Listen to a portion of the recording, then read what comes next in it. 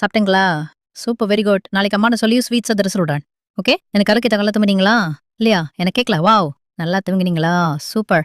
இன்னைக்கு உங்களுக்கு நான் சொல்லப் போகும் கதை என்னன்னு தலைப்பு சாதாரணமா தெரியிற விஷயங்கள் தான் நமக்கு பெரிய புதையலா இருக்கும். கதைய நான் சொல்லட்டுமா? ஒரு ஏழை பையன் அலாவுதீன். அவன ஒரு மந்திரவாதி ஏமாற்றி காட்டிற்குள் அழைத்து வந்தார். என்றவுடன் அங்கே பார்த்து அதிர்ச்சடைந்து நின்றான். காரணம், அங்கே நிறைய நகைகள் மற்றும் அதன் நடுவே தூசி படிந்த பழைய விளக்கு ஒன்று இருந்தது. அந்த விளக்கை பார்த்தவுடன் அலாவுதீன் மந்திரவாதி தன்னிடம் கூறிய விளக்கு இதுதான் என்று நினைத்து அதை எடுத்துக்கொண்டு குகைக்கு வெளியே வந்தான்.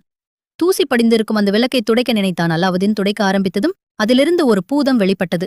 அந்த பூதம் அலாவுதீனை பார்த்து, "என்ன வேண்டும் எஜமானரே?" என்று கேட்டது.